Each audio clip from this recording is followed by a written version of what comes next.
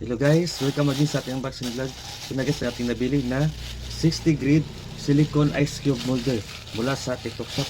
At ngayon guys, mag-open tayo guys at mag-unbox na tayo guys. Let's go.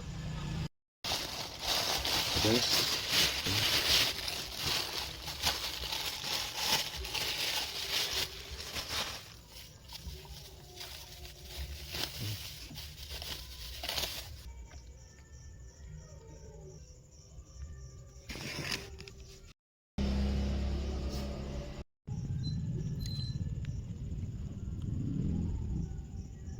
ating nabili na silicone ice cube molder. At ito yun guys. Dito natin ilalagay ang ice dito. Tapos ito yung takip. Tapos pag nag-ice na siya, hindi natin tanggalin dito. O mamaya gagawin natin, lagyan natin siya ng tubig para pag after ng ilang oras mag-ice na ito at maging cube. Tanggalin nyo, remove the lid and fill the container with water. Yung tubig dito, insert the inner cylinder and chill in the fridge. Number 3, run a liter warm water over the outside to loosen the ice. Lagyan ng tubig, tapos lalagyan natin sa ref. Tapos after ng ito sa ref, i-squeeze and drop the ice. So pala guys, ice molder cube guys ay may iba't iba siyang kulay. May blue, may yellow at pink.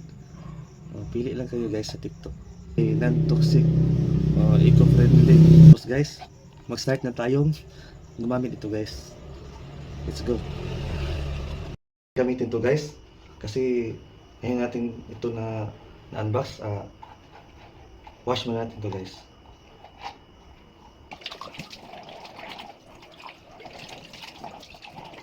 Muna guys.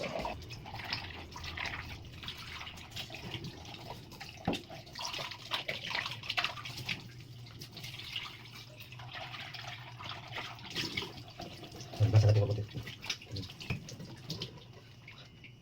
Ayan. Na.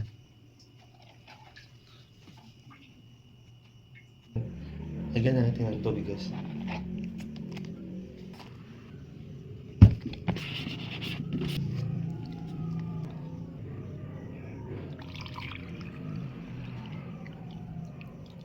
Lagyan natin.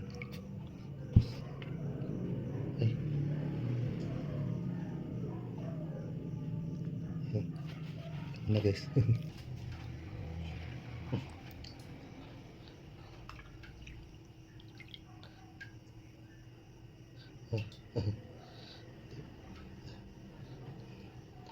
Diyan tayo sa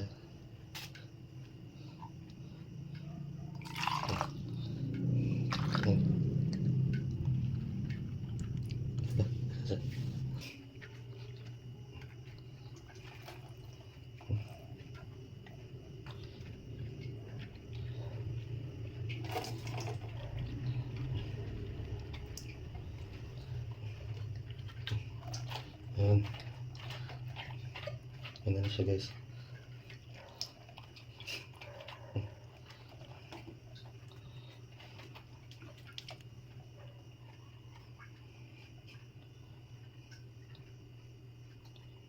Yan, pwede natin siyang ilagay sa ref.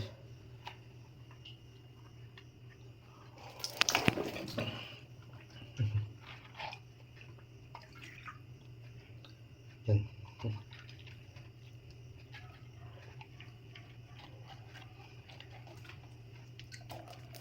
Wala. Buslo.